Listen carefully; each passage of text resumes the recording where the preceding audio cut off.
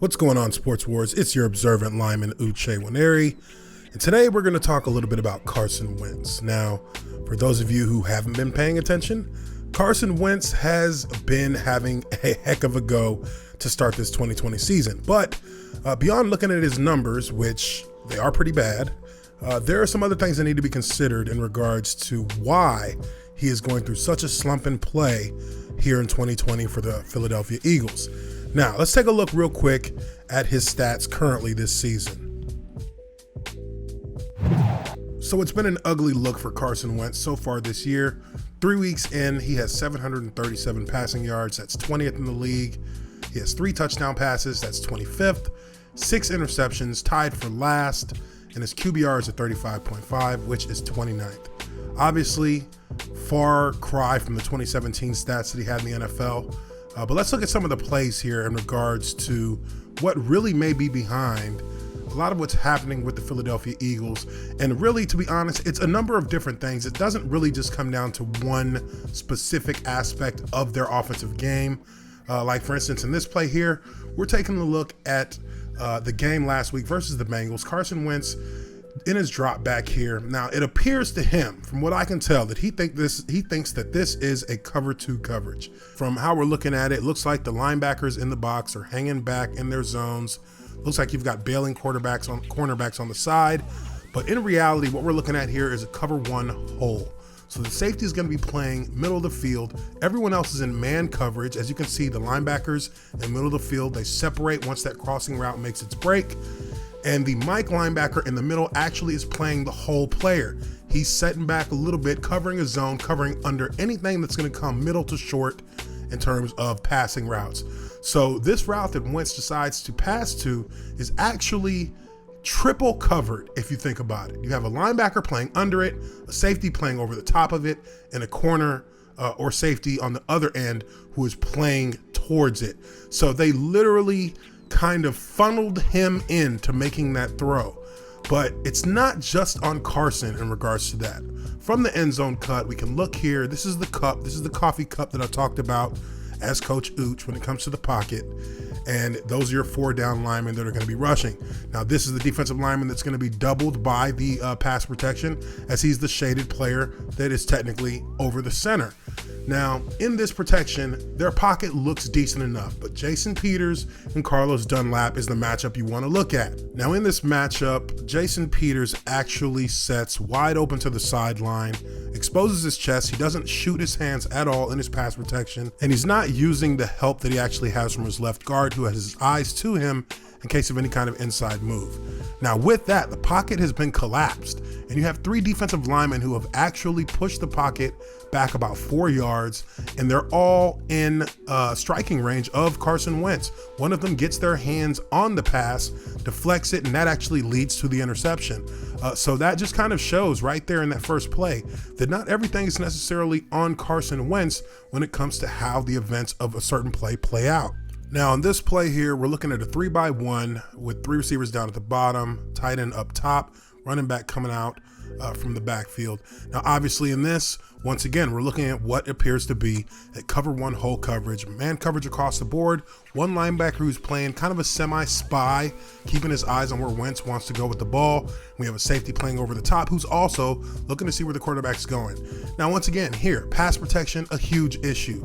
Jason Peters gets beat almost immediately off the edge by the outside rusher, and Carson Wentz actually does a pretty impressive job of hanging onto the ball, not fumbling it, not just throwing and heaving a ball up in the air that's going to easily be intercepted. He tucks the ball down and he starts to scramble. And again, we look here at Jason Peters. He is getting beat by the first move with his waist bent. He's leaning over his knees, which means you have no balance. All the guy has to do is swipe your hands to get to your edge, and you'll fall forward because you can't stand up straight. The pocket is in good shape, except for what he's doing at the pass protection position.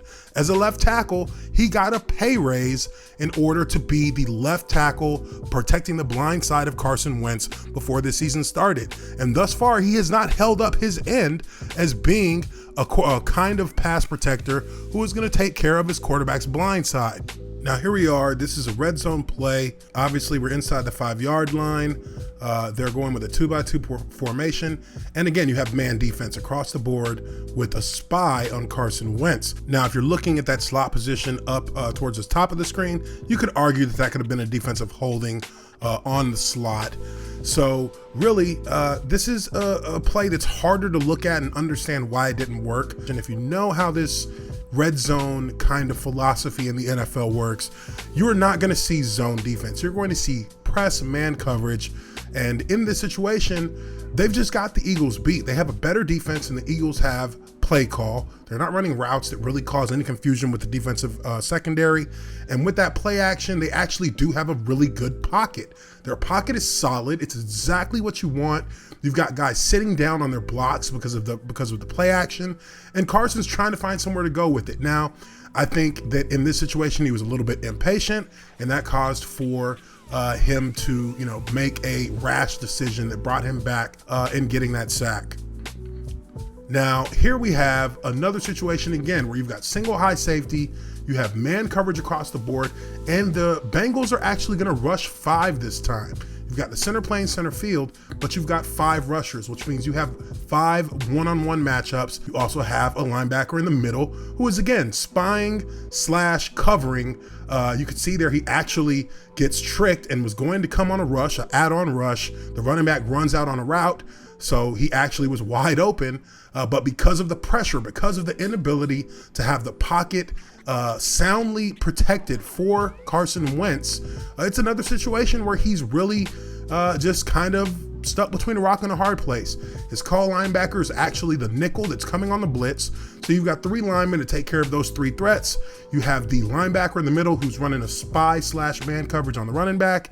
And you have your 2 on the right who have their protection. Again, right here, when we look at this, a pocket looks good minus this situation with Jason Peters. He is beat with the same move that he was beat with earlier by Carlos Dunlap, a one-arm arm bar that shoves him back, forces him to lose his position, and as an end result, he is easily disposed of by Carlos Dunlap and he gets the sack. This just shows that one of the biggest issues that the Philadelphia Eagles are having right now is that they don't have an offensive line that can consistently protect Carson Wentz. That much we can see. The left tackle position being the highest priority of issue on the offensive line. Jason Peters is just not the same player that he was on the outside at left tackle. When they signed him back in the offseason, Jason Peters was signed back to play right guard. That's because someone in scouting recognized that he doesn't have that same ability as an elite protector on the blind side of the quarterback. And we've seen multiple examples of that here in this game, whether they were sacks or hits. He has been the biggest effect on Carson Wentz's comfortability in the pocket. He's been the biggest effect on Carson Wentz's ability to get throws off cleanly. We see that. There's evidence of that.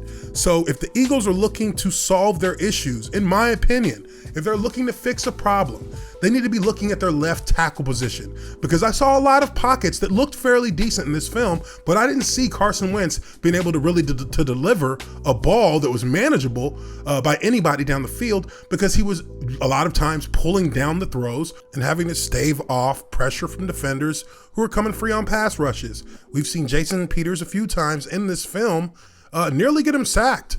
And that's obviously something that's going to affect a quarterback's psyche as he moves forward. It's something that we saw a lot of in Blaine Gabbert in his rookie year. I witnessed it myself. The guy was getting hit so much that it really threw his entire psyche with football off. And that affected his career greatly, as we all know. And that had pretty much stopped him from being able to grow as a player. So that's something that the Eagles are definitely going to have to take into consideration. But let me know what you guys think. Leave your comments down below. Hit the like button if you like this video, and I will talk to you all on the next one from Sports Wars. Peace out.